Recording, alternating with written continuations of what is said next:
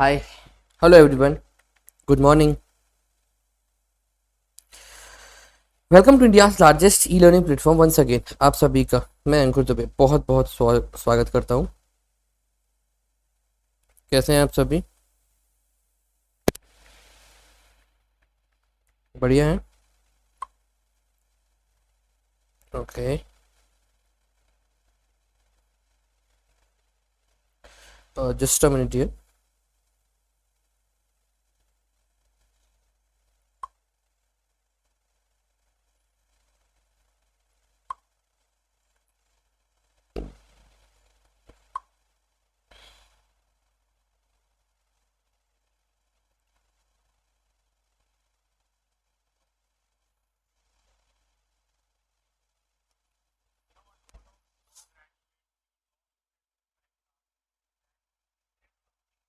Okay,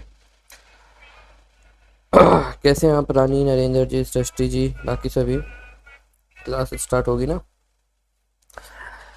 तो dear, कुछ plus courses भी हैं जिनको आप ज्वाइन कर सकते हो एंड कुछ ऑफर्स चल रहे हैं। फटाफट मैं आपको उन ऑफर्स के बारे में सारी चीज़ें बता देता हूँ। फिर हमारा जो सेशन है ना, नंदवंश, नंदवंश को कवर करेंगे आज हम। केवल नंदवंश ही नहीं पढ़ना है, आज मगध का उत्कर्ष कैसे हुआ इसके बारे में भी पढ़ना है। मगध के उत्कर्ष के बाद वशु कौन थे, वशु के जो बेटे आते हैं बृहदत्त होते हैं, फिर जरासंध होते हैं, फिर रिपुरंज होते हैं, फिर इसके बाद हमारा पितृहंतक हार्यक डायनेस्टी, ठीक है। तो बिंबिसार को पढ़ेंगे, अजात शत्रु को पढ़ेंगे, उनकी पत्नी पद्मावती को देखेंगे, सॉरी पद्मावती नहीं, उनकी वाइफ, हाँ पद्मावती को देखेंगे। पद्मावती से जो बेटा पैदा होता है जिसको यहाँ पर हम उदयन बोलते हैं, तो उदयन को पढ़ेंगे। और फिर इसी तरह से धीरे धीरे करके हम नंदी वर्षण वंश, फिर नंदवंश के ऊपर आएंगे। सिकंदर के आक्रमण को आज हम पढ़ेंगे और फिर हम इस चैप्टर को आज यहाँ पर एंड करेंगे। कल पूरे कंप्लीट एक ही बार में सारे के सारे मौर्यंस में आपको पढ़ा दूंगा और फिर 2 दिन रहेंगे तो मौर्य उत्तर के रहेंगे। ओके, तो कहानी की तरह पढ़ाता हूँ इसलिए थोड़ा सा क्या है दोस्तों, टाइम लग जाता है। और बौद्ध धर्म का जो कल लेक्चर होना था मैंने उसको जैन पार्ट 2 कर दिया है, चिंता नहीं करो। बौद्ध धर्म का मैं अलग से आपको एक लेक्चर संडे को या फिर इसी वीक में कभी एक कंडक्ट कर दूंगा एक्स्ट्रा लेक्चर। चलिए, सो डियर, अभी 20% का ऑफर चल रहा है, तो बहुत लिमिटेड प्राइस में आपको सब्सक्रिप्शन मिल रहा है। आप इन सब्सक्रिप्शंस को ले सकते हो। सबसे बड़ा बेनिफिट क्या है, मेरा कोड अभी 20% डिस्काउंट दे रहा है। तो मेरा जो प्लस क्लास है जिसमें यूनिट 3 चल रहा है, मॉडर्न हिस्ट्री, शॉर्ट नोट्स के थ्रू आप इसको अटेंड कर पाओगे। और जल्द ही लगभग 22 से 23 तारीख से 25 तारीख से सॉरी आपका यूनिट 4 भी स्टार्ट हो रहा है, तो उसको भी आप देख पाएंगे। बाकी बाकी ये सारे बेनिफिट्स हैं। और हमने कुछ नए कोर्सेज भी आपके लिए शुरू किए हैं जो अभी रिसेंटली हुए हैं। एक 21 तारीख से हमारा एमपीपीएससी मेंस का 4 मंथ का बैच स्टार्ट होने वाला है। 13 तारीख को ऑलरेडी हमारा एक कोर्स है हिंदी मीडियम का, वो स्टार्ट यहाँ पर हो चुका है। और भी बहुत सारे बैच कोर्सेज शुरू होने वाले हैं, तो इनको आप तभी देख पाओगे जब आपने सब्सक्रिप्शन ले रखा है। तो मिस नहीं करो, ठीक है। पूरा लगभग 1.5 महीने में मैं आपको केवल 1 से 5 यूनिट तक कंप्लीट करा रहा हूँ। 1 से 5 तक पूरा 1.5 महीने में ancient, medieval, modern, art and culture और एमपी की जो फेमस कहते हैं ना डायनेस्टीज थी, सिंधिया हो गया, होलकर हो गया, उन सभी को मैं खुद ही अकेले कवर करवाने वाला हूँ आपका 5 महीने में। तो अगस्त के लास्ट तक ये सभी कवर हो जाएंगे, तो इन सेशंस को मिस मत करना।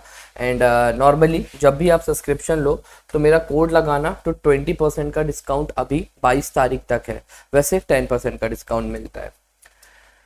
तो आंसर राइटिंग करके आप लोग अपने पीडीएफ जरूर शेयर किया करें मुझसे। चलो भाई, आज की पीडीएफ ये है, शिशुनाग वंश के शासक अशोक, है ना, की मृत्यु के बाद मगध पर नंद वंश का राजवंश की स्थापना। ओके, अब नंदवंश पढ़ना है हमें पहले, फिर इसके बाद बाकी की चीजें पढ़ते हुए चलेंगे। नंदवंश के पहले एक दो चीजें मुझे आपको पढ़ाना जरूरी है, वो है मगध राज्य के बारे में। पहले आप मगध के बारे में समझ लो, क्योंकि जितनी भी जो डायनेस्टीज आने वाली है ना, वो सारी की सारी मगध पर आएंगी। तो पहले मगध देख लो, मगध कहाँ था, मगध के उत्कर्ष के कारण क्या थे। तो देखो बेसिकली था क्या हिस्सा, ये जो हमारा, ठीक है, इंडिया है, हमारे इंडिया का जो ये वाला पोर्शन है, ये वाला इधर वाला, ये जो बिहार राज्य हो गया, पटना हो गया, थोड़ा सा झारखंड हो गया, है ना, छत्तीसगढ़ का दंडकारण्य क्षेत्र हो गया, ये एरिया मगध कहलाता था। अब मगध के सफल होने के और शक्तिशाली होने के पीछे के कुछ कारण देख लो। सबसे प्रमुख कारण तो इसमें क्या था डियर, आपको पता है यहां से सबसे प्रमुख कारण क्या था, यहां से कौन सी नदी निकल कर आ रही है, ये गंगा नदी है जो यहां से होती हुई बंगाल की खाड़ी जा रही है। यहीं दिल्ली के पास से यमुना नदी है जो भी इधर इसी एरिया से जा रही है। इसी एरिया से हमारे मध्य प्रदेश से सोन नदी भी होती हुई जा रही है। ठीक है, ऊपर से आप देखोगे तो गंडक हो गया, कोशी हो गया, ये कुछ नदियां ऊपर से आ रही हैं। अब आप अंदाजा लगाइए 5 नदियां यहाँ से निकल रही हैं, और भी ज्यादा होंगी जो छोटी छोटी सी ट्रिब्यूटरीज और हो सकती है। अब इतनी सारी जब नदियां हैं तो यहाँ का क्षेत्र कैसा होगा, फर्टाइल होगा, प्रॉपर खेती अच्छी हो रही होगी। आज जब हम खनिज पढ़ते हैं, आज जब हम रिसोर्सेज पढ़ते हैं, तो रिसोर्सेज में जब हम बिहार के बारे में पढ़ते हैं तो बिहार में सबसे ज्यादा कोयला भी मिलता है। ठीक है, खनिजों में अगर देखा जाए झारखंड में तो लोहा भी, आयरन भी सबसे ज्यादा मिलेगा। तो यही कुछ ऐसे कारण थे जिस कारण से जो मगध था वो शक्तिशाली बना, क्योंकि प्राकृतिक जो इसका परिवेश था मगध का, एक तो नदियों के साथ घिरा हुआ, और नदियों के साथ होने के साथ साथ यहाँ पर जो खनिज थे उनकी प्रचुरता यहाँ पर हुआ करती थी। तो ये मगध था। जो भी राजा यहाँ पर मगध पर गद्दी पर बैठा, उसने क्या किया, यहाँ पर इस मगध साम्राज्य को और स्ट्रॉन्ग बनाया, और जितने भी राजा थे उनकी क्या थी, यहाँ पर साम्राज्यवादी महत्वाकांक्षा थी। साम्राज्यवादी महत्वाकांक्षा का मतलब बेसिकली ये होता है कि इस टाइम की जो कंटेम्परेरी और भी यहाँ पे जो महाजनपद हुआ करती थी, इस टाइम की जो कंटेम्परेरी, जैसे कि यहाँ पर मैं बात करूँ उज्जैन होती थी, इधर पर चेदी आपको मिल जाएगी, यहाँ पर महाकौशल मिल जाएगी, महाकौशल के बाद ये खुद ही हो गया कहते हैं हमारा मगध, ये हो गया। इस तरफ आओगे तो वज्जी मिल जाएगी, ऊपर देखोगे तो विराटनगर हो गया। तो धीरे धीरे देखा ना आपने, यही सारी महाजनपद हैं। तो जब महाजनपद में महत्वाकांक्षी राजा आते हैं तो उन्होंने धीरे धीरे करके क्या किया, साम्राज्य का विस्तार करना यहाँ पर शुरू हो गया। तो आइए इन सभी महाराजाओं के बारे में हमें बेसिकली यहाँ पर पढ़ना है। एक चीज याद रखना, जो मगध साम्राज्य था इसकी कैपिटल क्या थी, तो इसकी कैपिटल राजगृह, राजगीर जिसको हम बोलते हैं, कुछ बुक में इसका नाम गिरिब्रज भी मिलेगा, ये इसकी कैपिटल थी। अब पढ़ते हैं हम मगध। सबसे पहला मगध के ऊपर साम्राज्य कौन सा है, बहुत सारी बुक्स हैं वो डायरेक्ट चंद्रगुप्त मौर्य से शुरू करती हैं, कुछ ऐसी बुक्स हैं जो थोड़ा सा डिटेल से पढ़ाती है तो वो बिंबिसार से शुरू करती हैं। बिंबिसार से इसलिए पढ़ाना वो शुरू करते हैं क्योंकि जो बिंबिसार थे, ठीक है, वो कंटेम्पररी थे जैन रिलीजन और बौद्ध रिलीजन, इन दोनों के वो कंटेम्पररी हुआ करते थे। जिसको हर्यक डायनेस्टी, जिसको हम पितृहंतक वंश भी कहते हैं, कुछ डायनेस्टीज यहाँ से शुरू करती हैं। मैं आज आपको मगध साम्राज्य को और भी डिटेल से पढ़ाऊंगा, और भी डिटेल से, जैसे कि आपने वशु का नाम नहीं सुना होगा, ये वशु कौन थे। ठीक है, हुआ क्या, मैं आपको 700-800 ईसा पूर्व की बात बता रहा हूँ। जैसे ही उत्तर वैदिक काल का, ठीक है, जो चरम कहते हैं ना, जो चरम फेज चल रहा होता है, जो उसका मेजर फेज चल रहा होता है, जैसे सिंधु घाटी सभ्यता का 2350 से 1750 के बीच में, तो जब क्या होता है कि महाजनपद काल में, मगध जनपद काल में उत्तर वैदिक काल का चरम फेज था। अब उत्तर वैदिक काल में हुआ क्या था, जो आर्यंस थे, आर्यंस कहाँ आ गए थे, आर्यव्रत क्षेत्र में आ गए थे। आपको याद है मैंने आपको 3 क्षेत्र पढ़ाए थे। इधर मैंने आपको जो पाकिस्तान वाला हिस्सा है, यहाँ मैंने आपको सप्त सैंधव प्रदेश बताया था। इसके बाद ये जो हरियाणा वाला हिस्सा है, ये ब्रह्मवत्त क्षेत्र बताया था, और उसी के जस्ट नीचे से दिल्ली का जो एनसीआर रीजन है, इसे आर्यव्रत कहा जाता था। अब आर्यंस जो थे धीरे धीरे करके लगभग 800 ईसा पूर्व के आसपास इधर पर आ गए। अब इधर पर केवल ये आए, और भी जनजातियां यहाँ पर थी, तो ये लोग बेसिकली किस क्षेत्र पर आ गए, कुरु वाले क्षेत्र पर आ गए। यहीं पर आपको कुरु, जिसको कुरुक्षेत्र के नाम से जाना जाता है, ठीक है, ये यहीं मिलेगा। अब होता है कि 800 ईसा पूर्व के आसपास यहाँ पर आए, और इसी 800 ईसा पूर्व में एक हमारी घटना होती है, और वो घटना जिसको हम आज भी याद करते हैं, आज भी हम जिसको पढ़ना पसंद करते हैं बचपन में, ठीक है, हालांकि इकट्ठी नहीं पढ़ी जाती है, जिसको बोला जाता है महाभारत का युद्ध। तो लगभग 700-800 ईसा पूर्व में महाभारत का युद्ध यहाँ पर घटित हुआ। महाभारत का युद्ध हुआ, डेट मीन्स कि कृष्ण भगवान भी यहाँ पर हुआ करते थे। तो अगर आज से अंदाजा लगाएं तो कृष्ण भगवान जी, ठीक है, लाखों साल पहले नहीं, केवल 3000 साल पहले थे, मौजूद थे 3000 साल पहले कृष्ण भगवान, क्योंकि महाभारत के युद्ध के साक्ष्य मिलते हैं हमें यहाँ पे। ओके, तो शुरुआत यहीं से होती है कि इस समय जब आर्य यहाँ पर आ गए, उस समय मगध में एक राजा हुआ करता था, जिस राजा का नाम था बृहदत्त। क्या नाम था इस राजा का, ठीक है, बृहदत्त इस राजा का नाम था। अब ये जो बृहदत्त था, ठीक है, बृहदत्त, इसके पिताजी का नाम वशु था। चलो और डिटेल से भी बता देता हूँ आपको। ठीक है, इसके पिताजी जो थे वो वशु थे। इस बृहदत्त ने क्या किया था, ये जो बृहदत्त था मगध का संस्थापक भी कहा जाता है, क्योंकि सबसे पहले मगध राज्य को या मगध महाजनपद को मगध जनपद को महाजनपद में तब्दील करने के पीछे इसका काफी बड़ा हाथ था। ठीक है, तो इसके द्वारा जो वंश यहाँ पर चालू किया गया था वो बृहदत्त नाम का ही वंश यहाँ पर था। सबसे पहला राजा था जिसने मगध पर शासन यहाँ पे किया। ठीक है, इसी बृहदत्त का एक बेटा होता है जिस बेटे का नाम रहता है जरासंध। ये आपने नाम सुना होगा महाभारत में, इस बेटे का नाम था जरासंध। ये वही जरासंध है, ठीक है, ये वही जरासंध है जिसको महाभारत के युद्ध के दौरान, ठीक है, जो भीम थे, पांडव थे, उन्होंने बीच में से इसको फाड़ दिया था। पांडव ने एक पैर इसके पैर पे रखा, दूसरे पैर से इसको खाड़ दिया था। ये थे जरासंध के बारे में। जरासंध के बाद इनका बेटा भी गद्दी पर बैठता है जिसका नाम था रिपुरंज, जिसका नाम था रिपुरंज। तो आइए आपको डिटेल से मैं समझाता चल रहा हूं, है ना, याद करने की जितना अगर आप याद कर सको तो ठीक है, नहीं तो एक स्टोरी की तरह चलते हैं ना, तो स्टोरी की तरह बता रहा था मैं आपको। इसका जो बेटा था जिसका नाम था रिपुरंज। ओके, तो ये थे मगध के पहले संस्थापक जो लगभग 700-800 ईसा पूर्व के आसपास होते थे, रिपुरंज। अब उसके बाद रिपुरंज जरासंध में के बाद क्या हुआ, जरासंध महाभारत युद्ध में था। बृहदत्त की भी हत्या कृष्ण जी के द्वारा करवा दी जाती है। ठीक है, और ये इनके वशु, इनके पिताजी थे। रिपुरंज जरासंध की मृत्यु होने के बाद महाभारत का युद्ध खत्म होता है, लगभग 18 दिन तक चलता है। और इस युद्ध के खत्म होने के बाद जो रिपुरंज था उसका थोड़ा सा क्षेत्र बचा, मतलब इस रीजन में केवल मगध हिस्सा जो बचा थोड़ा सा बचा, रूल किया काफी समय तक। इस समय तक शांति बनी रही। महाभारत के युद्ध के बाद लगभग 100-150 साल तक कुछ भी नहीं होता है। ठीक है, पर चूंकि क्या था, मगध क्षेत्र था, फर्टाइल क्षेत्र था, तो यहाँ पर एक महत्वाकांक्षी जो राजा था ना, वही यहाँ पर सस्टेन कर सकता था। इसके बाद एक नया राजा आता है जिसका नाम था बिंबिसार। अब कहानी यहाँ से शुरू होगी और यहाँ से फिर आपको अब मैं डिटेल में समझाने वाला हूँ। अब इस कहानी में आएगा थोड़ा सा आपको ट्विस्ट। ओके, आइए।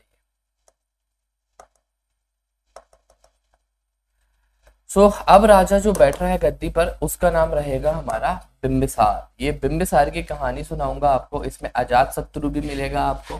ठीक है, अजातशत्रु के बाद यहाँ पर हम उदयन के पढ़ेंगे। उदयन ने जिसने पाटलिपुत्र नगर की स्थापना की थी और उसकी कहानी में भी बहुत सारी ट्विस्ट है। फिर उसके बाद हम नंदीवर्धन वंश को भी पढ़ेंगे और फिर आ जाएंगे हम अपने नंद वंश के ऊपर जो सबसे इंपॉर्टेंट है, जिसको हमें यहाँ पर खत्म करना है यहाँ से कहानी।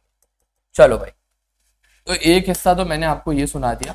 अब दूसरा हिस्सा जो इस कहानी का शुरू होता है वो होता है मगध के बाद जो नेक्स्ट डायनेस्टी, बृहदत्त के बाद जो अगली डायनेस्टी आती है जिसका नाम यहाँ पे रहता है हर्यक डायनेस्टी। हर्यक डायनेस्टी क्यों बोलते हैं इसको, और हर्यक के साथ साथ इसी डायनेस्टी को पितृहंतक डायनेस्टी भी कहा जाता है। ठीक है, हर्यक वंश, गौर से समझना हर्यक वंश के बारे में कुछ इंपॉर्टेंट चीजें आपको बताने वाला हूँ। हर्यक वंश क्या था, ठीक है, किस प्रकार से हर्यक वंश का प्रभाव बढ़ा, बिंबिसार कौन थे, आई कहानी शुरू होती है। तो सबसे पहले अगर मैं हर्यक डायनेस्टी की बात करता हूँ तो इसमें एक राजा थे जिनका नाम था बिंबिसारा। ठीक है, इंग्लिश में कुछ अलग नाम मिलता है इनका, बिंबिसार या बिंबिसारा। इनका जो टाइम पीरियड था वो लगभग 544 के आसपास था। 544 से लेके लगभग 458 तक इन्होंने इतने समय तक रूल किया। बहुत लंबा पीरियड था। कुछ बुक्स 98 कहती हैं, कुछ 92 कहती हैं। ओके, बिंबिसारा मगध के सबसे प्रतापी राजाओं में से एक कहे जाते थे। इन्होंने मैट्रिमोनियल अलायंसेस के थ्रू, जिसको बोला जाता है वैवाहिक संबंध स्थापित करके अपने साम्राज्य को, ठीक है, आगे की ओर बढ़ाया। अब वैवाहिक संबंध इन्होंने किस प्रकार से स्थापित किए, तो बेसिकली इन्होंने 4 शादियां की हुई थी बिंबिसार ने। ठीक है, वैवाहिक अगर मगध का विस्तार करने हेतु इन्होंने क्या किया, 4 शादियां यहाँ पर की।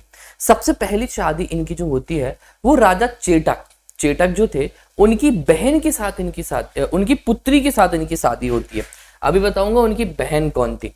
तो बिंबिसार ने बेसिकली क्या किया, ठीक है, अपने साम्राज्य के विस्तार हेतु इन्होंने जो वैवाहिक संबंध थे इसकी नीति को अपनाया। तो वैवाहिक संबंध नीति को अपनाते समय इन्होंने 4 शादियां की। तो पहली शादी राजा चेटक की पुत्री के साथ शादी की। ये वही राजा चेटक है जिसकी बहन की शादी, ठीक है, किन से हुई थी? महावीर स्वामी के पिताजी, मतलब कि महावीर स्वामी की माँ जिनका नाम त्रिशला था, वो कौन थे? राजा चेटक की बहन थी वो, ठीक है। और पुत्री की शादी किससे हुई थी? बिंबिसार से हुई थी। तो इसी प्रकार से बिंबिसार और महावीर स्वामी एक दूसरे के रिलेशन में आया करते थे। इन दोनों का क्या था? आपस में संबंध था, ठीक है, भाई कहलाते थे ये लोग रिलेशन में। अब होता है क्या, बिंबिसार ने 2 शादियां की चेटक से की। चेटक के अलावा एक कौशल प्रदेश था, तो कौशल प्रदेश की जो महाकौशला थी उनसे इन्होंने दूसरी शादी की हुई थी। तीसरी शादी इन्होंने प्रसेनजित की बहन से, ठीक है, प्रसेनजित अवंती, वहां पे इन्होंने तीसरी शादी की थी। चौथी शादी को लेकर काफी डिस्प्यूट मिलता है, बट कुछ बुक्स इनकी चौथी शादी भी मानते हैं। चौथी शादी इन्होंने जो की थी वो आम्रपाली से की थी। आम्रपाली की कहानी आपने बहुत सुनी होंगी, एक वो कुकू एफएम में बहुत ज्यादा आम्रपाली की कहानी सुनाते हैं नगर वधू को लेकर, ये वही आम्रपाली हुआ करती थी उस टाइम पीरियड पे। आम्रपाली उस समय लिच्छवी की रानी थी, तो लिच्छवी की रानी जो थी उनसे इन्होंने शादी की। तो इस प्रकार से 4 शादियां इन्होंने यहाँ पे की। अब देखना, इन्होंने शादियां करी हैं, शादियां करी मतलब कि इन्होंने व्यवहार बनाया है आपसी राजाओं के साथ। उसी समय पे एक इंसिडेंस होता है। इंसिडेंस क्या होता है मैं आपको बताता हूं। ये मगध की बात और आपको मगध के साथ साथ उज्जैन, इसको रिलेट करना है। मैं बात कर रहा हूं आपसे मगध की। यहां पर था उज्जैन। उज्जैन में उस समय एक राजा हुआ करते थे जिनका नाम था चंद्रप्रगोत, ठीक है, इन्हीं के कंटेम्प्रेरी थे, बिंबिसारा के कंटेम्प्रेरी। राजा का नाम था चंद्रप्रगोत। इनको उस समय जॉइंडिस हो गया था, जॉइंडिस मतलब कि पीलिया हो गया। तो बिंबिसार को ये चीज देखी नहीं गई, ठीक है, क्योंकि ये क्या कर रहे थे, युद्ध नीति की जगह ये वैवाहिक संबंध स्थापित करके साम्राज्य को आगे बढ़ा रहे थे। अब यहाँ पे जो राजा थे चंद्रप्रगोत, इनको जॉइंडिस पीलिया हो जाता है। तो बिंबिसार ने अपना जो इनका राजवैद्य था जिसका नाम था जीवक, जीवक को भेज दिया कि जीवक तुम जाओ और उन राजा का इलाज करो, उनको जॉइंडिस हो गया है। जीवक जाता है, राजा चंद्रप्रगोत का यहाँ पर क्या करता है, इलाज भी करता है। इलाज करके वो उनको ठीक कर देता है। तो यहाँ पर क्या होंगे, मगध के और अवंती के, ठीक है, जो जैन था उसके संबंध अच्छे हो गए। अब यहां तक तो सारी चीजें अच्छी चल रही थी। हालांकि इन्होंने, बिंबिसारा ने एक युद्ध भी किया था, मैं आपको बता देता हूं। अगर जो अंगराज्य है ना, ठीक है, जिसकी कैपिटल चंपा है, उससे बस इन्होंने युद्ध किया है। बाकी इन्होंने ज्यादा युद्ध नहीं किए। साम्राज्य विस्तार केवल और केवल वैवाहिक संबंधों के द्वारा ही यहाँ पर स्थापित किया हुआ था, ये बस इनका था, ठीक है। अब देखना आगे की ओर यहाँ पर हम कहानी बढ़ाते हैं। तो आई होप आपको यहाँ तक चीजें तो क्लियर होंगी, यहाँ तक तो सारी चीजें क्लियर हैं। हाँ हाँ, जीवक इनका ही पुरोहित था, राजवैद्य इनका ही जीवक था। अब देखना, मैंने आपको क्या बताया था, एक चीज बताई थी, ठीक है।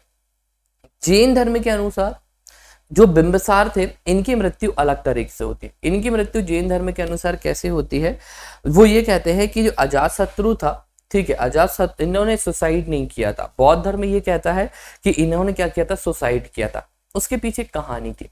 मैंने आपको बताया कि बिंबिसार ने, ठीक है, 4 शादियां की थी। एक चेटक की पुत्री से भी शादी की थी। दूसरी जो शादी इन्होंने की थी राजा प्रसेनजित की, ठीक है, सुनिएगा गौर से, राजा प्रसेनजित की बहन से भी शादी की थी इन्होंने, ठीक है, राजा प्रसेनजित की बहन। अब होता है क्या, राजा प्रसेनजित की एक पुत्री भी थी जिसका नाम था वजीरा।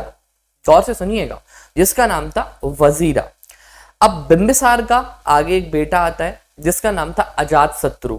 अजातशत्रु का मतलब क्या होता है, ऐसा शत्रु जो पैदा भी ना हुआ हो। तो एक बार क्या हुआ, बिंबिसार घूम रहे थे, तो इनको एक पंडित जी मिलते हैं। तो पंडित जी कहते हैं बताओ भाई तुम्हारा हाथ देख देते हैं राजा बिंबिसार। तो इनका जब हाथ देखा, ठीक है, अपनी वाइफ के साथ ये घूम रहे थे, तो हाथ देख के कहते हैं कि यार तुम्हारी जो मृत्यु है ना वो तुम्हारे बेटे के कारण होगी। इनकी वाइफ को टेंशन हो गई कि बताओ मेरे हस्बैंड की मृत्यु मेरे बच्चे के कारण होगी, सुनना कहानी। तो इसी कारण से क्या हुआ कि जब अजातशत्रु पैदा नहीं हुआ था तब उसके क्या कहते हैं ना उसके बारे में घोषणा कर दी गई थी कि वो अपने पिताजी की क्या करेगा, हत्या करेगा। इसीलिए इसको पितृहंतक वंश के नाम से भी जानते हैं। बाद में जब अजातशत्रु पैदा होता है तो बिंबिसार बोलते हैं कहाँ है मेरा बेटा, तो उनकी वाइफ कहती है वहां डलाओ। धीरे धीरे करके आगे जाके उसके कारण इनकी हत्या होती है। हत्या मतलब सुसाइड कर लेते हैं या फिर अजातशत्रु मार देता है। होता है क्या, बेसिकली आपको स्टोरी थोड़ी सी बता देता हूँ। तो बिंबिसार ने जो 4 शादियां की थी, एक तो राजा चेटक की पुत्री से भी शादी की थी। यहाँ लिखने में प्रॉब्लम होती है यार इस पीडीएफ, इससे बेटर इसलिए तो वो होती हैं, स्लाइड्स होती हैं। एक राजा चेटक, ठीक है, चेटक हो गया, प्रसेनजित हो गया, क्योंकि क्या अगर मैं बताऊंगा नहीं तो फिर आपके माइंड से निकल जाएगा। प्रसेनजित हो गया, महाकौशला से हो गया, कौशल प्रदेश की। अब क्योंकि स्टोरी में यहीं से ट्विस्ट आने वाला है। और एक हो गया आम्रपाली। ये 4 शादियां की थी इन्होंने। आम्रपाली होता क्या, प्रसेनजित की बहन से शादी की थी। प्रसेनजित की जो बेटी थी जिसका नाम था वजीरा, अब सुनना कहानी पर। प्रसेनजित की एक बेटी थी, ठीक है, बेटी जिसका नाम था वजीरा, और अजातशत्रु इनके नाम था बेटा। इनका बेटा क्या था, AS लिख रहा हूं मैं, अजातशत्रु। अगर आप गौर से समझो इस चीज को तो अजातशत्रु के प्रसेनजित कौन थे, मामा थे। अजातशत्रु के मामा थे, और मामा की बेटी कौन कहलाती है, हमारी कजन सिस्टर कहलाती है। तो वजीरा इनकी क्या थी, कजन सिस्टर थी यहाँ पे। अब चूंकि अजातशत्रु भले ही बिंबिसार के यहाँ पर बेटे हुआ करते थे, पर वो प्रसेनजित की बहन से, ठीक है, जिनकी शादी बिंबिसार से हुई थी, उससे इनका जन्म यहाँ पर अजातशत्रु जी का उससे जन्म यहाँ पर नहीं हुआ था। अब देखना कहानी आगे कैसे बढ़ती है। अजातशत्रु वजीरा से शादी करना चाहते हैं, चूंकि इनकी रिलेशन में कजन लगती थी। बिंबिसार ने इस चीज को मना किया। बिंबिसार ने बोला तुम पागल आगल हो गए हो क्या, मतलब अपनी कजन से ही तुम यहाँ पे शादी करना चाह रहे हो। तो अजातशत्रु इस बात से क्या हो जाता है, बहुत नाराज हो जाता है। इतना नाराज हो जाता है, इतना नाराज हो जाता है कि वो बिंबिसार को क्या करता है, कमरे में बंद कर देता है, कारखाने में कैद कर देता है। ठीक है, 1 दिन 2 दिन तक बेचारे बंद रहते हैं। फिर अजातशत्रु को जो वाइफ्स थी बिंबिसार की, वो समझाते हैं कि बेटा तुम पागल आगल हो गए हो क्या, अपने पिताजी के लिए तुम इस तरह से कमरे में बंद रखे हुए हो। फिर बड़े बड़े लोगों को बुलाया जाता है कि यार इसको समझाओ, अजातशत्रु को, राजा को इसने क्या करा है, कैद खाने में, कारखाने में बंद करके रखा हुआ है। पुरोहित आते हैं, ठीक है, वही पुरोहित जिन्होंने घोषणा की हुई थी कि अजातशत्रु पिताजी को मार डालेगा। तो होता क्या, जब वो पुरोहित आते हैं तो अजातशत्रु को समझाते हैं कि नहीं, पापा तो खुद चाहते हैं तुम्हारी वजीरा से यहाँ पर शादी हो। किसने बोल दिया तुमसे, किसने भड़का दिया तुम्हारे लिए कि तुम्हारे पिताजी बिंबिसार नहीं चाहते तुम्हारी उससे शादी हो। बहुत प्रेस करते हैं उसको, अजातशत्रु को। अजातशत्रु की आंखें खुल जाती हैं कि तो बताओ, मेरे पिताजी मुझे उत्तराधिकारी बनाना चाहते हैं, मेरे पिताजी मेरी वजीरा से शादी करवाना चाहते हैं। उसको इतना दुख होता है, इतना दुख होता है कि वो जिस लोहे की जंजीरों से बांध दिया था उसने अपने पिताजी को, तो वो एक डंडा लेके जाता है, लोहे का डंडा लेके, और बोलता है कि अब मैं पिताजी की जो जितनी भी जो जंजीरें हैं उसको तोड़ दूंगा। ऐसा कह के अजातशत्रु आगे की ओर जा रहा था। अब जब लोहे का डंडा लेके वो तेज चल रहा था तो किसी ने सूचना दे दी बिंबिसार को कि अजातशत्रु आ रहा है, उसके हाथ में लोहे का डंडा है। तो अजातशत्रु को लगा यार अभी तो इसने केवल बंद किया है कारखाने में, ठीक है, मतलब कैद खाने में, और इसने केवल अभी तो जंजीरें बस पहनाई हुई है मुझे, अब तो ये डंडा से मारेगा क्या मुझे। तो उसने बताते हैं कि जहर खा के आत्महत्या कर ली, कुछ ऐसा बोलते हैं। कुछ ग्रंथ ये कहते हैं कि नहीं, जब वो डंडा लेके आ रहा था तो उस डंडे से फिर अजातशत्रु ने मारा उनको सिर के ऊपर। तो इसी सिर में आघात होने से बिंबिसार की मृत्यु हो गई। रीजन जो भी रहा हो, चाहे अजातशत्रु ने डंडा मारा हो या फिर अजातशत्रु बेड़ियां तोड़ने जा रहा हो, मृत्यु का कारण बिंबिसार की अजातशत्रु ही थे। इसी कारण से इसको पितृहंतक डायनेस्टी भी बोलते हैं। तो आपको पता चला क्यों यहाँ पर बिंबिसार की मृत्यु हुई थी, क्यों बिंबिसार की हत्या अजातशत्रु के द्वारा यहाँ पर हुई थी। फिर अजातशत्रु जी गद्दी पर बैठते हैं। अब देखना, बिंबिसार ने ये जो 4 शादियां की थी, क्या इनके संबंध इनसे अच्छे रहेंगे क्या, अजातशत्रु के? बिल्कुल नहीं रहेंगे। अब चूंकि हुआ क्या था कि जब प्रसेनजित ने शादी की थी, ठीक है, किससे, अपनी बहन की शादी जब बिंबिसार से कराई थी, तो कुछ गांव थे, जैसे कि जो काशी वाला हिस्सा है, ये सब बिंबिसार को दहेज में दे दिए थे। राजा प्रसेनजित ने जब अपनी बहन की शादी बिंबिसार से कराई थी तो काशी हो गया, काशी के जो आसपास का और हिस्सा हो गया वो दहेज में दे दिया था। अब जब बिंबिसार की मृत्यु हो गई तो प्रसेनजित ने काशी को वापस अपने कब्जे में कर लिया। तो अजातशत्रु नाराज हो गया कि भैया दहेज का सामान कोई वापस लेता है क्या? तो भैया अगर नहीं है राजा बिंबिसार जिंदा तो मैं तो उसका साक्षात पुत्र यहाँ पर खड़ा हूं, मैं तो देखूंगा काशी को। प्रसेनजित कहता है कि तुम्हारे कारण मेरी जीजा की हत्या हुई है या मेरे जीजा ने यहाँ पर सुसाइड किया है, अब तुम निकलो और तुम मेरी बेटी से भी शादी करना चाह रहे हो। इतना नाराज होता है अजातशत्रु को, इतना गुस्सा आता है, इतना गुस्सा आता है, प्रसेनजित के ऊपर वो अटैक कर देता है। किसके ऊपर? प्रसेनजित के ऊपर अटैक करता है। काशी तो छीनता ही छीनता है। कौन? प्रसेनजित से वो काशी तो छीनता है, वजीरा को भी उठा लाता है और वजीरा से भी शादी कर लेता है। प्रसेनजित को इतना गुस्सा आता है, अब भाई एक बेटी का बाप है, प्रसेनजित एक बेटी का बाप है, वो तुरंत उसको श्राप दे देता है। कहता है कि जिस प्रकार तुम्हारे कारण मेरे जीजाजी और बिंबिसार की मृत्यु हुई है ना, उसी प्रकार तुम्हारी भी मृत्यु होगी, तुम भी अपने बेटे के कारण ही मरोगे। और आगे जाके उदयन पैदा होगा, पाटलिपुत्र का संस्थापक, उसके कारण इसकी मृत्यु हो जाती है अजातशत्रु की। तो ये एक पूरी स्टोरी थी इसके बारे में। फिर अजातशत्रु यहाँ पर गद्दी पर बैठता है। अजातशत्रु की एक नहीं कई शादियां यहाँ पर करता है। इसकी जो प्रमुख शादी होती है वो पद्मावती से होती है। पद्मावती उस समय की काफी विदुषी महिलाएं कहीं जा सकती है। अजातशत्रु की जो शादी होती है इसी पद्मावती से क्या होता है उस समय, जो कहते हैं ना पद्मावती से इनका जो बेटा पैदा होगा आगे जाके वो उदयन पैदा होगा। ओके, उदयन पैदा होता है। तो अपने पिता की तरह इन्होंने भी, अजातशत्रु ने काफी शादियां की थी, वजीरा से भी किया, वजीरा से भी शादी करने के बाद पद्मावती से भी शादी किया। अब हुआ क्या, इन्होंने काशी के राजा को काशी को तो अपने कब्जे में कर ही लिया, मगध राज्य में जोड़ लिया। ये जो राजा चंडप्रगोत था इसको इतना गुस्सा आ रहा था क्योंकि चंडप्रगोत के पास जीवक भेजा था बिंबिसार ने, तो अवंती के ऊपर भी अजातशत्रु ने आक्रमण करा, चंडप्रगोत के ऊपर भी, पर नाम ही उसका चंडप्रगोत। क्या इस तरह से कि वह उस आक्रमण का सामना नहीं कर पाता? चंडप्रगोत ने बुरी तरह से अजातशत्रु को हराया।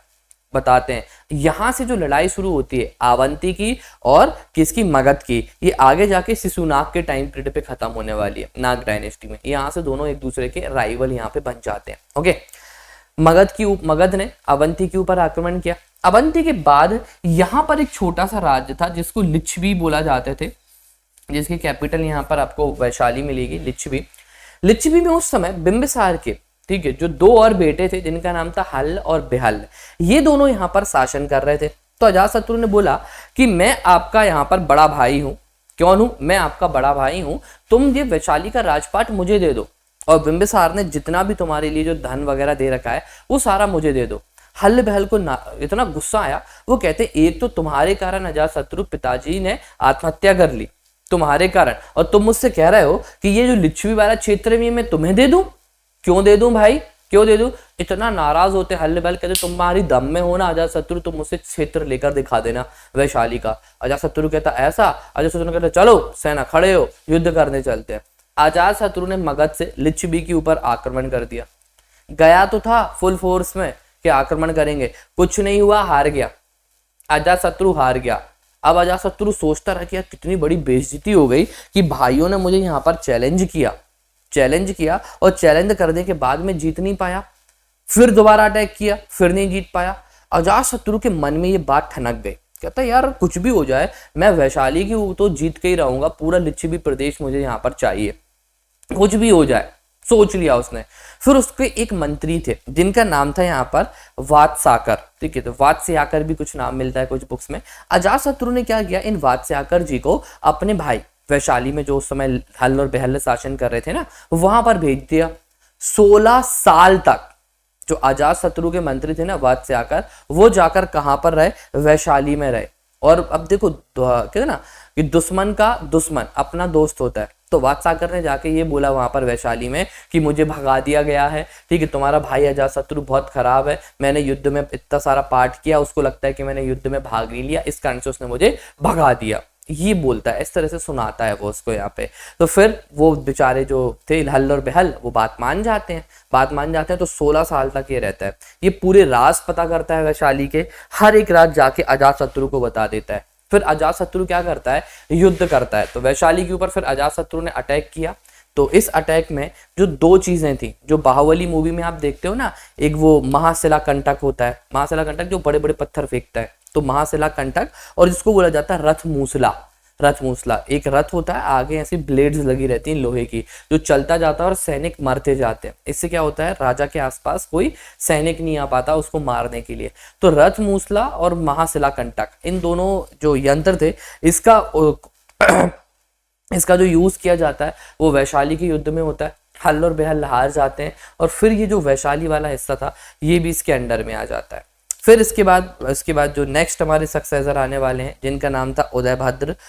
तो उदयभद्र जिन्होंने पाटलिपुत्र की स्थापना की थी। पाटलिपुत्र का जो एंशियंट नेम था उसको कुसुमपुर भी कहा जाता है, तो याद रखिएगा पाटलिपुत्र का पुराना नाम कुसुमपुर था।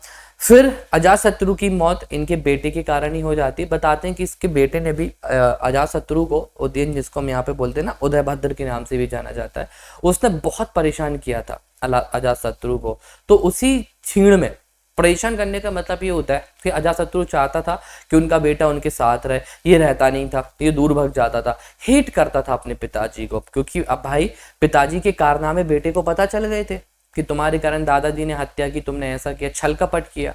तो भाई जीन्स तो वही थे ना, जीन्स तो अजातशत्रु के ही थे, तो वही उसके बेटे उदयभद्र में आए।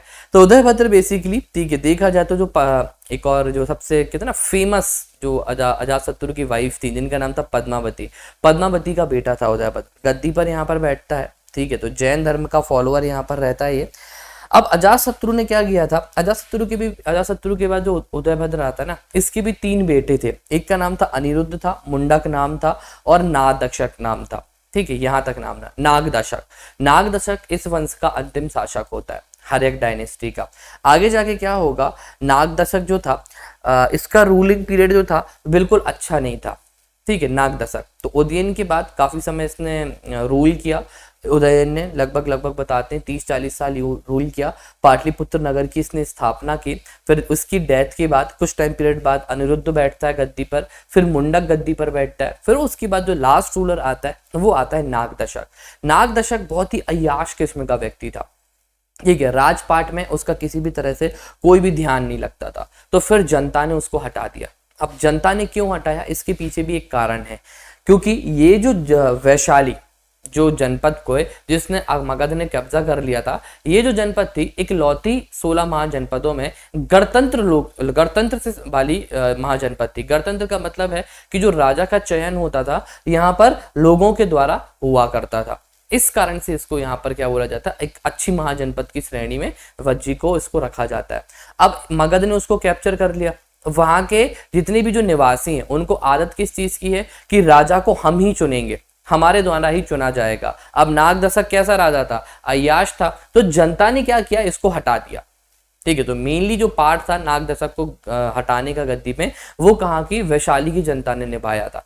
गद्दी पर हटाया, ठीक है, नागदशक को, और फिर किसको बिठाल दिया, शिशुनाग को बिठाल दिया। तो ये वही शिशुनाग है जिसने नागवंश की स्थापना यहाँ पे की थी। तो जो हर्यक डायनेस्टी था, इसका जो लास्ट रूलर था वो था नागदशक। नागदशक ने लगभग आप मान के चलो फिर भी शासन अच्छा किया था। नागदशक ने लगभग 20-22 साल तक शासन किया था। 445 से लेकर 415 के आसपास तक इसने शासन किया था। 30 साल तक शासन किया। फिर नागदशक को हटा के एक नया वंश शिशुनाग को बनाया जाता है गद्दी पर, जिसने नागवंश की स्थापना की। जैसे ही शिशुनाग गद्दी पर बैठा, शिशुनाग क्या करता है, ये जो उज्जैन के साथ इनका युद्ध चल रहा था मगध का, क्योंकि भाई मगध में अजातशत्रु, उज्जैन में राजा चंद्रप्रगोत, और फिर चंद्रप्रगोत के बेटे आते हैं। इसने क्या किया, अवंती को अपने कब्जे में कर लिया। और सबसे बड़ी जो जीत थी वो यही जीत कही जाती है शिशुनाग डायनेस्टी की, कि इसने जो कई सालों से जो लड़ाई चलती हुई आ रही थी, इस लड़ाई की समाप्ति यहाँ पर किसके द्वारा कर दी गई, शिशुनाग के द्वारा कर दी गई। अब आगे की स्टोरी आपको और बताता हूँ। अभी तक क्लियर है सभी को? हाँ जी, आप लोग आंसर राइटिंग प्लीज करते रहा करो यार।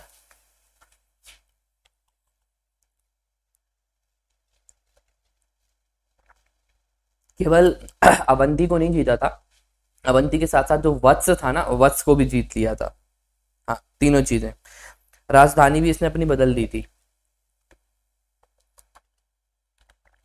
अब आप सोचना वैशाली क्यों की इसने राजधानी, मतलब मैं आपको चीजों को, है ना, उनके पीछे के कंसेप्ट बताता हूं। सुनना, हुआ क्या था, राजधानी क्यों बदली। एक सिंपल सी चीज सोचो, मगध की राजधानी क्या थी, पाटलिपुत्र थी उस समय, ठीक है, पाटलिपुत्र थी। जब यहाँ पर लास्ट रूलर नागदशक था, नागदशक को रूल अच्छे से नहीं कर रहा था, तो किसने हटाया था, जो यहाँ पर वैशाली के लोग थे, वैशाली को कब्जा में कर लिया था ना हल्ले बहल को मार के अजातशत्रु ने। तो वैशाली के लोग किस चीज के ऊपर भरोसा करते थे, डेमोक्रेसी के ऊपर, लोकतंत्र के ऊपर। और इन्होंने ही क्या किया था, नागदशक को हटाया था, और नागदशक को हटा के शिशुनाग को गद्दी पर बिठाला।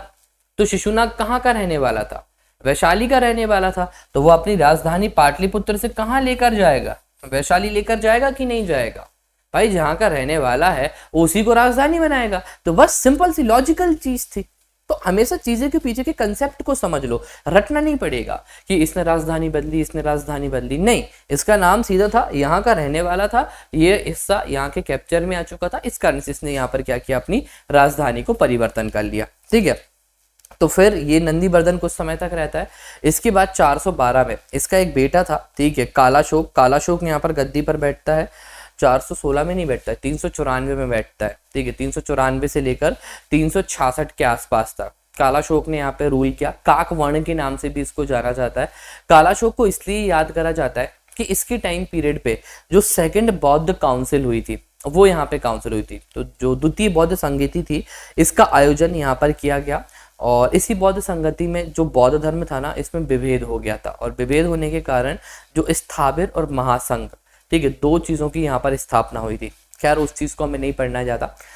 फिर कालाशोक आता है। कालाशोक के 10 पितृ रहते हैं। कालाशोक, ठीक है, इसके 10 बेटे यहाँ पर होते हैं। 10 बेटों में से जो नंदीवर्धन रहता है वो लास्ट यहाँ पर होता है, वो यहाँ पर रूल करता है, ठीक है। फिर जो नागवंश का जो अंतिम शासक था ना, ठीक है, उसको हटाकर नंदीवर्धन यहाँ पर बैठता है, जो कि एक नंद वंश की स्थापना करता है।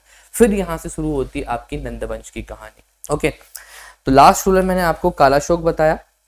कालाशोक के 10 बेटे रहते हैं, उनमें से कोई एक लास्ट में बैठता है, जिसको फिर नंदीवर्धन क्या करता है, हटा देता है। फिर नंद वंश की शुरुआत होती है, और इन नंद वंश में हम पढ़ने वाले हैं महापद्म नंद के बारे में। तो फिर यहाँ से महापद्म नंद की क्या होती है, कहानी शुरू होती है। तो नंद वंश यहाँ से शुरू होता है 400, ठीक है, आपको मिलेगा इसका काल 444 ईसा पूर्व से लेकर 322 ईसा पूर्व तक, ये इसका टाइम पीरियड था। इतना कम टाइम पीरियड क्यों था, क्योंकि 322 में फिर यहाँ पर एंट्री हो जाएगी चंद्रगुप्त मौर्य की। तो सबसे पहले आइए नंद वंश के संस्थापक महापद्म नंद के बारे में बात करते हैं। ये कौन थे, तो डियर ये सोच के चलिए, उस टाइम पीरियड के अगर सबसे ताकतवर राजाओं में से अगर मैं नाम गिनता हूँ कुछ राजाओं के, उसमें से महापद्म नंद का नाम अगर नहीं गिना तो फिर वो सारे के सारे जो नाम होंगे ना, वो ऐसे वेस्ट हो जाएंगे। महापद्म नंद उस समय के सबसे ताकतवर राजाओं में से एक कहे जाते थे। इन्होंने पहली बार ही दोस्त यहाँ पर कलिंग के जो राजा थे, ठीक है, उस समय कलिंग के राजा खारबेल को, ठीक है, उनको हरा दिया था। अब कलिंग कहाँ था उस समय, ये मगध है। तो जो उड़ीसा वाला हिस्सा है, मगध के जस्ट नीचे वाला हिस्सा, इसको कहा जाता था कलिंग। तो कलिंग के राजा उस समय जो खारवेल थे, उनको हराया। इस चीज का वर्णन, ठीक है, हाथी गुम्फा एक अभिलेख है, उस हाथी गुम्फा अभिलेख में हमारे राजा इनके इस राजा के बारे में और इस युद्ध के बारे में, ठीक है, जानकारी यहाँ पर मिलती है। फिर इसके बाद इंपॉर्टेंट चीज क्या थी, जो महापद्म नंद के बारे में पढ़ना। इनको क्या कहा जाता है पुराणों में, सर्व क्षत्रिय हंतक। और सर्व क्षत्रिय हंतक के साथ साथ इनको ब्राह्मण भार्गव की उपाधि भी यहाँ पर देते हैं। भार्गव हो गया, एक रात हो गया, एक छत्र हो गया, है ना। तो इस प्रकार की उपाधियां इनको दी गई। भार्गव हो गया, एक रात मतलब एक ही छत्र स्थापित किया। एक छत्र स्थापित कैसे करा भाई, मगध के ऊपर आप रूल कर रहे हो, अवंती जीती जा चुकी है, वैशाली जीती जा चुकी है, ठीक है, नीचे का जो हिस्सा था आपने चेदी वाला हिस्सा, इसको आपने कैप्चर कर लिया है, ऊपर महाकौशला वाला हिस्सा पहले ही से था, तो ये एक ही छत्र हो गया ना पूरा। तो एक छत्र, एक राट, ऐसी उपाधियां इनको दी जाती हैं, दिए। और पुराणों में लिखा गया है कि इनके पास जो सेना थी, महापद्म नंद जी के पास जो सेना थी, उसमें लगभग 3 लाख पैदल सैनिक, सुनिएगा, 3 लाख पैदल सैनिक थे, लगभग 5000 के आसपास हाथी हुआ करते थे, और इसके अलावा करीब 30-40 नहीं 2-3 हजार रथ थे। इतनी बड़ी सेना को लेकर ये चल रहे थे। तो महापद्म नंद ने तो कुछ समय तक यहाँ पर शासन किया। शासन करने के बाद क्या होता है, ठीक है, इनका एक बेटा आता है, फिर उसके बाद नेक्स्ट जो बेटा आता है वो आता है धनानंद। धनानंद ये भी अच्छा रूलर था। अब इसको तो अपने पिताजी के मतलब कहते हैं ना कैपिटल में ही इतनी बड़ी सेना मिल गई, 2 लाख की सेना। तो नाम धनानंद लास्ट रूलर रहता है जो गद्दी पर यहाँ पर बैठता है। कुछ समय तक ही ये शासन कर पाता है। जैन धर्म का बेसिकली इसने क्या किया था, प्रचार प्रसार किया हुआ था, ठीक है। और इसके टाइम पीरियड पे सिकंदर का आक्रमण होता है, और सिकंदर के आक्रमण होने के बाद नंदवंश सिकंदर कह रहा हूँ चंद्रगुप्त मौर्य का आक्रमण होता है। और चंद्रगुप्त मौर्य के आक्रमण के बाद धनानंद को हटा दिया जाता है गद्दी से, है ना, और फिर एक मौर्य डायनेस्टी आती है। पर एक चीज याद रखना है, इसके टाइम पीरियड पे सिकंदर का आक्रमण हुआ था। सिकंदर जो कि भारत में आया था, अभी पढ़ाऊंगा मैं आपको उसके बारे में, उसके राज पापा जो फिलिप थे ये। तो यहाँ तक पहले चीज तो एक नंद वंश के बारे में मैंने आपको बताया। तो पहले मगध क्या था, मगध की पहले जितनी भी जो और डायनेस्टीज थी उनकी स्टोरी को हमने कवर किया। अब यहाँ पे कुछ इंपॉर्टेंट चीजें जो बुक में दे रखी हुई हैं इनको भी समझ लेते हैं फटाफट, इनको पढ़ना भी जरूरी है। किसी का कोई डाउट है तो फटाफट वो कमेंट बॉक्स में लिख दो। अभी मैं एक बार कमेंट बॉक्स देख लेता हूँ, आप में से किसी को कोई भी डाउट हो तो कमेंट बॉक्स में वो लिख सकता है। अभी ये रबर बहुत वैसी है यार, बहुत सारा रब करना पड़ता है।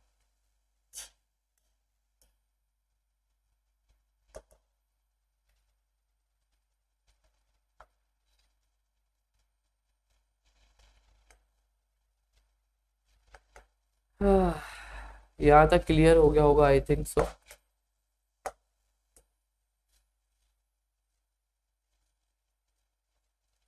ठीक है ना।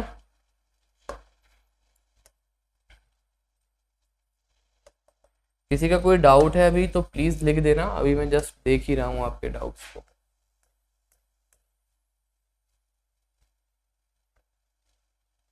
बताइए क्या डाउट है आपके। चंद्रगुप्त मौर्य की सीरीज में, यार सीरीज में पता है कुछ बार ऐसा होता है कि बहुत बड़ा चढ़ा के दे देते हैं उसमें। हाँ, तो वेब सीरीज वगैरह में मैं इस चीज को नहीं देखता। अब उसमें तो कुछ बार बहुत सारी चीजें फालतू दिखा देते हैं। 356 में, हाँ, सिकंदर का जो पिताजी थे ना, सिकंदर का जो जन्म हुआ था वो 356 में ही हुआ था, ठीक है, मकदूनिया में हुआ था। इसके पिताजी का नाम फिलिप था। ओके, यूट्यूब पर फ्री क्लासेस ही चल रही हैं। महापद्म नंद की मृत्यु 8 साल में ही यहाँ पर हो गई थी, ज्यादा लंबे समय तक उन्होंने शासन नहीं किया था। 344 से लेकर 22 साल, लगभग 20 साल ही इसका शासन रहा हुआ है, ठीक है, इस वंश का। और महापद्म नंद ने लगभग 8-10 साल ही शासन किया था, इससे ज्यादा नहीं किया।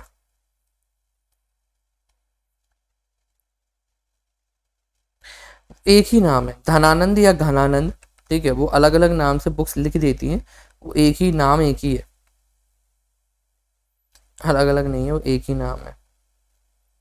कुछ बुक्स धनानंद लिखती हैं, कुछ घनानंद लिख देती हैं, है एक ही। ओके। राजा चेटक की पुत्री थी, बहन थी, सॉरी, पुत्री नहीं बहन थी, जिसकी शादी हुई थी बिंबिसारा से, ठीक है, चेटक की।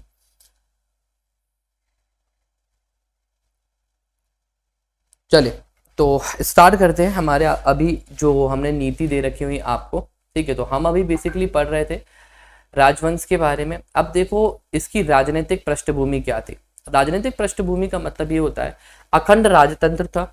हर कोई यहाँ पर जो शासन था उसको कैसा करना चाह रहा था, अखंड। अखंड मतलब कि कोई भी जितनी भी जो आसपास की जनपदें हैं वो सारी इसमें इंक्लूड रहे।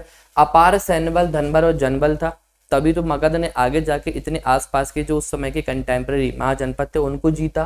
केंद्रीय शासन व्यवस्था थी, सेंट्रल था, राजा ही प्रधान होता था। पाटलिपुत्र राजगृह में मुख्य रूप से राजधानी थी, वहीं पर ही सारे डिसीजंस लिए जाते थे, कहाँ युद्ध करना है, कहाँ युद्ध नहीं करना है, कहाँ पर वॉर करनी है, इन सारी चीजों के। वंशानुगत होता था, बिंबिसार के बाद गद्दी पर अजातशत्रु बैठा, उदयन बैठा, ठीक है, नाग दशक में भी यही चीज हुई, तो वंशानुगत था शासन। विस्तारवादी नीति, जैसे कि मैट्रिमोनियल अलायंसेस के थ्रू बिंबिसार ने क्या किया, साम्राज्य का विस्तार किया। अंग को उसने जीता। अजातशत्रु ने किसको जीत लिया, ठीक है, महाकौशल वज्जी को जीता। उसके बेटे उदयन ने भी, ठीक है, पाटलिपुत्र को राजधानी बनाया। फिर जो नेक्स्ट सक्सेसर आता है, ठीक है, उसने भी क्या किया, अवंती को कैप्चर किया। तो जितने भी जो राजा होते हैं उन सभी की साम्राज्यवादी नीति यहाँ पर होती है। फिर मंत्रिमंडल का गठन, उस समय मंत्रिमंडल होती थी जो राजा को सारी स्थिति के बारे में बताती थी। इसके बाद आता है इतनी सारी सेना, ये बता चुका हूँ, रथ लगभग 6000 के आसपास। ये उस समय की राजनीतिक परिवेश था महापद्म नंद और जो उस समय का शासन चल रहा था ना हमारे अब मगध पर सभी का, ये उस टाइम पीरियड का क्या रहता है, एक राजनीतिक परिवेश रहता है। अब बात करते हैं कुछ सामाजिक परिवेश के बारे में, इसको गौर से समझिएगा। समाज में रूढ़िवादिता नहीं थी, ठीक है। अब समाज में रूढ़िवादिता क्यों नहीं थी, क्योंकि जैन धर्म और बौद्ध धर्म इन दोनों का उदय हो चुका था और इन दोनों वंशों ने जो भी उस समय की जो दलित जातियां थी, निषाद हो गया, निषाद के साथ साथ जो वर्ण संकर हो गए, उनके उत्थान के लिए बात की। तो यहाँ पर किसी प्रकार की समाज में रूढ़िवादिता अब खत्म हो चुकी थी। क्षेत्रीय जो भावना थी ना साम्राज्य विस्तार की, वो आ गई थी। फिर धर्मनिरपेक्ष समाज, किसी भी एक प्रकार का धर्म नहीं था, जो राजा जिस धर्म को मानता था वही आगे जाके चलाया जाता था। कुछ जैन धर्म के अनुयायी थे तो कुछ किसके, बौद्ध धर्म के थे। तो धर्मनिरपेक्ष था। वर्ण व्यवस्था तथा ब्राह्मणी अनुष्ठान के अनुयायी नहीं थे। अब ब्राह्मणों का जो उस समय जो कहते ना जो टाइम पीरियड था ब्राह्मणों का, वो धीरे धीरे डिक्लाइन होना शुरू हो गया। तो उत्तर वैदिक काल के आखिरी फेज में धार्मिक आंदोलन की शुरुआत के समय से ही ब्राह्मणों का जो वर्चस्व था वो कम होना शुरू हो जाता है। और फिर जैसे ही यहाँ पर शुंग वंश आएगा, ठीक है, फिर इनका कद क्या होगा, दोबारा से ऊपर बढ़ना शुरू हो जाएगा। तो यहाँ पर अनुष्ठानों की वैल्यू कम हो जाती है। बौद्ध मत का प्रभाव था, ठीक है, लोगों में लचीलापन था और आर्यों का प्रभाव कम हो गया। अब जो आर्य थे वो यहीं आकर रहने लगे, आर्यव्रत क्षेत्र में ही उनका रहवास यहाँ पर हो गया। तो आर्यों का जो प्रभाव था वो कम होने से मतलब ये होता है कि अब आर्य माइग्रेट नहीं कर रहे थे। अब धीरे से लोहे की खोज होने के बाद उन्होंने स्थायी जीवन जीना शुरू कर दिया था और एक जगह से दूसरी जगह पलायन जाना उन्होंने बंद कर दिया था। तो ये कहलाता है आपका आर्यों का प्रभाव कम होना। अब आर्य जो उस समय थे यहीं की जातियों के साथ मिल गए थे, यहीं की जातियों के साथ मिलने के साथ साथ जो उनकी नेक्स्ट जनरेशन थी वो उन्हीं के थ्रू, ठीक है, जो यहाँ की जातियों से जो उन्होंने शादियां की उन्हीं की फिर नेक्स्ट जनरेशन आगे यहाँ पर बढ़ती है। तो अब प्रभाव इनका कम हुआ। तो ये एक सामाजिक दृष्टिकोण था। फिर ये भी मैंने कुछ राजाओं के नाम बताए नंद वंश के, ठीक है। तो धनानंद जिसमें क्या होते हैं, आखिरी रहते हैं राजा। सबसे पहले राजा महापद्म नंद के बारे में मैं आपको बता चुका हूँ। अब महापद्म नंद के द्वारा कुछ किए गए कार्यों के बारे में फटाफट हम जानकारी लेते हैं। तो सबसे पहला सिंचाई निर्माण योजना का इन्होंने काम किया। तो महापद्म नंद भले ही कम टाइम पीरियड के लिए लगभग 8-10 साल के लिए थे, इन्होंने बहुत सारी ऐसी सिंचाई नहरें थी जिनको अपने टाइम पीरियड पर यहाँ पर बनाया। तो पहला इनका काम था सिंचाई नहरों को बनवाना। दूसरा काम था इनका कृषि उत्पादन में वृद्धि करना। कृषि उत्पादन में वृद्धि से बेसिकली आप मतलब इस तरह से समझिए यहाँ पर कि महापद्म नंद ने बेसिकली क्या किया था, कृषि उत्पादन में वृद्धि। महापद्म नंद ने क्या किया था, एक छत्र राज्य की स्थापना की थी। अब इनको जो टैक्स मिलता था, सबसे ज्यादा पैसा मिलता था वो वैश्यों से मिलता था। जो व्यापारी थे उस समय के वो इनको पैसे दिया करते थे। अब इन्होंने क्या किया, कृषि उत्पादन में वृद्धि की। तो ज्यादा अमाउंट में क्या आने लगा, कृषि जो सरप्लस अमाउंट में जो कहते हैं ना सीरियल्स वगैरह हो गए, दालें, अब इनको ये व्यापार के थ्रू बेच देते थे दूसरे राज्यों में और उससे आता था इनके पास पैसा। इसी कारण से तो ये इतनी बड़ी सेना को मेंटेन कर पाते थे। तो इन्होंने कृषि उत्पादन में वृद्धि की जिस कारण से इनको जो पैसा मिलता था उस समय वो और ज्यादा मिलना शुरू हो गया टैक्सेस के माध्यम से। लो तकनीकी बढ़ गई, ये चीज तो सिंपल है। वाणिज्य एवं शहरी केंद्रों का विकास हुआ। वाणिज्य जब व्यापार का विकास होगा तो शहर तो अपने आप डेवलप हो जाएंगे ना। जैसे कि इटली के बारे में हम जानते हैं, न्यूरेमबर्ग हो गया, फ्लोरेंस हो गया, मिलान हो गया, वेनिस हो गया, ये इटली की कुछ तुनतुनिया हो गया। तो ये उस समय के कुछ ऐसे इंपॉर्टेंट सिटीज हैं जहां पर ट्रेड होता था। तो जहां पर व्यापार होगा लोग वहां आकर बसना शुरू कर देंगे और धीरे धीरे धीरे उस शहर का क्या होगा, विकास होगा। इंदौर का विकास क्यों हो रहा है आज इतना ज्यादा, क्योंकि क्या कहते हैं उसको, व्यापारिक कैपिटल है ना, हमारे यहाँ की व्यापारिक राजधानी है, तो वो चीज है। तो व्यापार हुआ तो शहरों का विकास हुआ। वन एवं संसाधन की पर्याप्तता, जब इतनी सारी नदियां हैं तो फिर सूखा कहाँ होगा, हो ही नहीं सकता था, तो वन और संसाधन पर्याप्त थे। विदेशी एवं अंतरिम व्यापार, तो जब इतने सारे अमाउंट में कृषि का उत्पादन होगा पशुओं का, तो केवल हम अपने यहाँ पर ही थोड़ी रखेंगे, उसको विदेशों में भी भेजेंगे। और विदेश को भेजने के लिए हमें जल मार्ग की तो जरूरत पड़ेगी ही। भाई मान लो अगर हमें कुछ सामान सऊदी अरेबिया भेजना है, तो सऊदी अरेबिया कैसे जाएगा? रास्तों से जाएगा, तो रास्तों में तो कई साल लग जाएंगे। तो यहाँ पर शिप्स बनना शुरू हुई, ठीक है, तो ये ट्रेड होता है। तो ये उस समय की क्या थी, एक आर्थिक पृष्ठभूमि थी। फिर इसके बाद मगध राज्य के उदय के कारण, ये मैं आपको ऑलरेडी समझा चुका हूँ थोड़ी देर पहले, कि वहाँ पे इतनी सारी नदियाँ थी, ठीक है, भूमि अच्छी थी, लोहा अच्छा था, वर्ण व्यवस्था वहाँ पर इतनी ज़्यादा नहीं थी, स्ट्रॉन्ग पोजीशन में नहीं थी। फिर नगरीकरण था, खनिज संसाधन थे। तो ये पॉइंट मैंने अभी आपको स्टार्टिंग में ही समझाया था कि क्यों मगध राज्य स्ट्रॉन्ग था, क्यों उसकी यहाँ पर स्थापना हुई थी।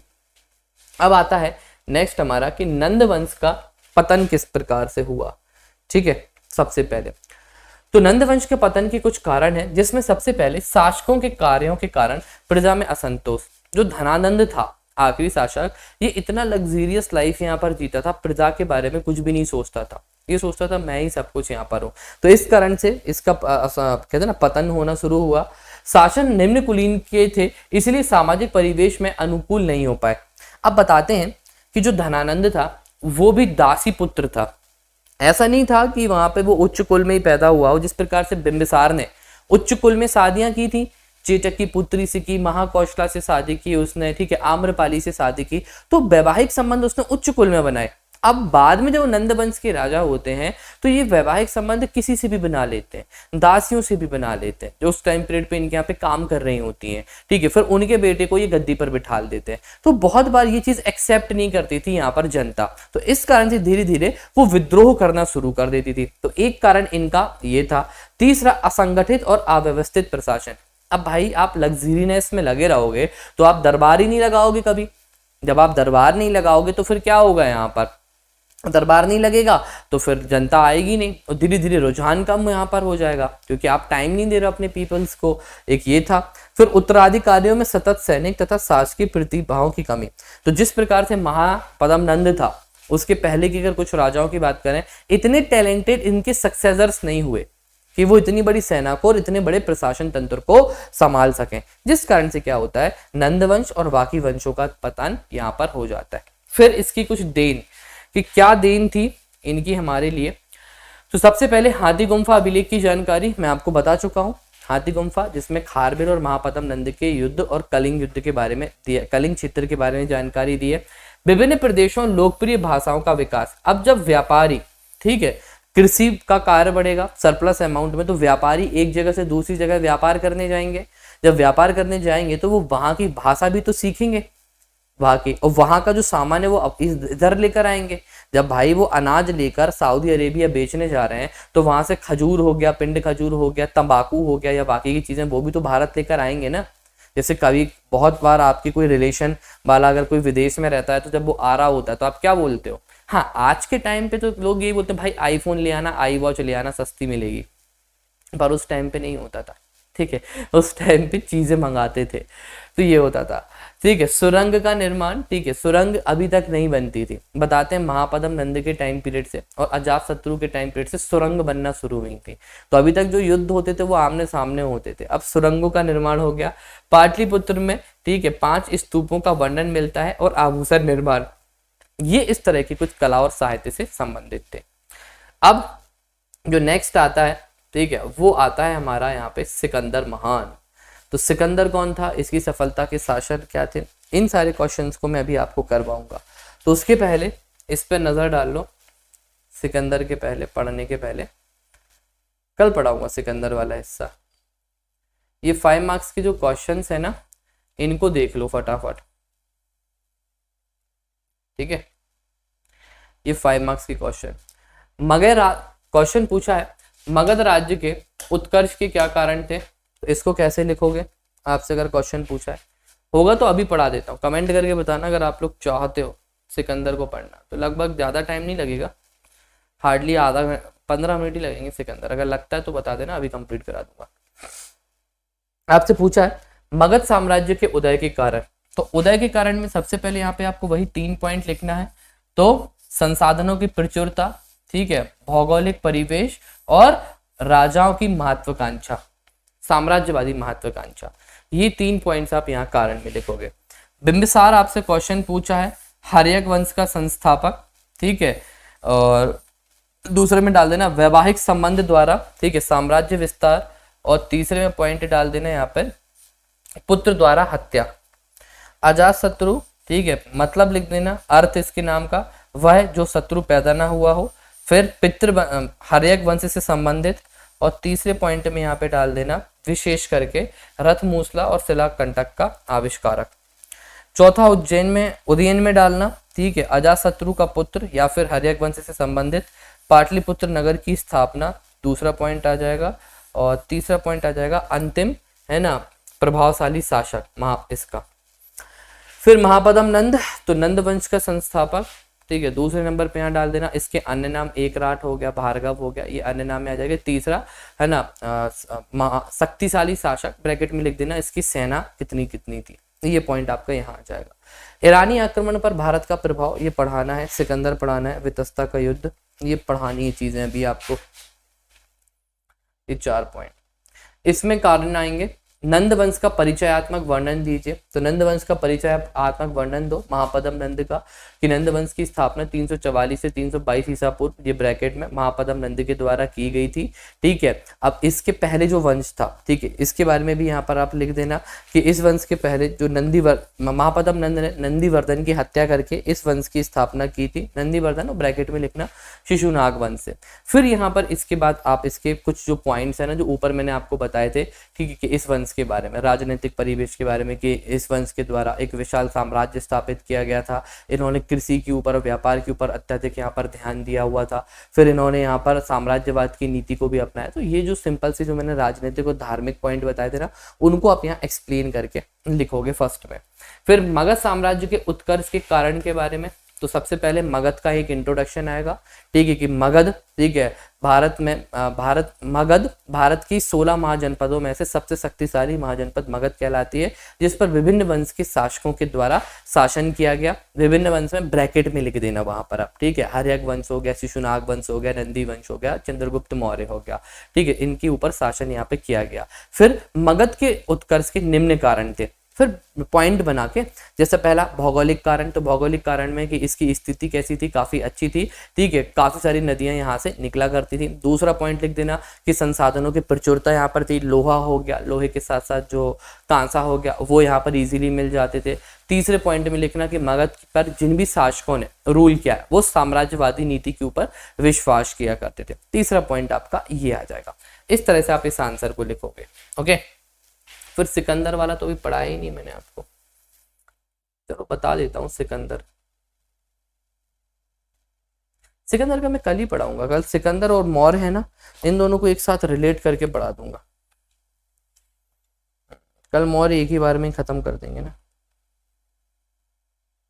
ओके। तो डियर, अभी आपकी 11 बजे एक और क्लास होने वाली है, अभी 11 बजे आपकी एक और क्लास है, तो आपको उस क्लास को अटेंड करना है, और वो मेंस की क्लास है, तो प्लीज़ आप मिस मत करना उस क्लास को। बहुत इंपॉर्टेंट सेशन है आपका, वो वाला भी बहुत इंपॉर्टेंट।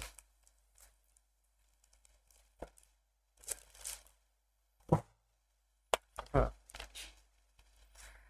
तो जिसमें कल नहीं हो पाया था, कल वाला टॉपिक मैं आपसे अलग से इंक्लूड कर दूंगा उसमें, है ना। कल वाला जो टॉपिक था ना वो अलग से, तो मेंस क्लास को आप ज्वाइन कर सकते हो। अभी 20% डिस्काउंट है मेरे कोड पर, बाद में फिर 10% हो जाएगा। तो अभी 20% है डियर, तो प्लीज़ इस चीज़ का फ़ायदा उठा लो, है ना, 20% डिस्काउंट का। तो जब भी सब्सक्रिप्शन लेना हो यार, अगर पढ़ाना अच्छा लगता है तो प्लीज़ कोड भी यूज़ कर लिया करो। नोट्स अच्छे लग रहे हैं, फ्री दे रहा हूँ यार, सारी चीज़ें कम्प्लीटली फ्री है अभी। तो अभी कुछ पीडीएफ, उसके बाद नहीं रहेगा, ओके। ऐप पर अभी 11 बजे क्लास है हमारी, तो सेशन को लाइक ज़रूर कर देना यार, शेयर कर देना जो भी कर सकते हो, और कमेंट करके ज़रूर बताना आपको सेशन कैसा लगा, ओके। हाँ जी, लास्ट में पीयूष हम इंग्लिश में भी देंगे आपको। नहीं, प्लस पर हमारी मॉडर्न हिस्ट्री की क्लास चल रही है शॉर्ट नोट्स के थ्रू, मॉडर्न हिस्ट्री। ओके, अभी 11 बजे 2 घंटे बाद होगी ना वो क्लास। तो मिलते हैं फिर हम मॉडर्न हिस्ट्री में। तब तक bye bye everyone, take care.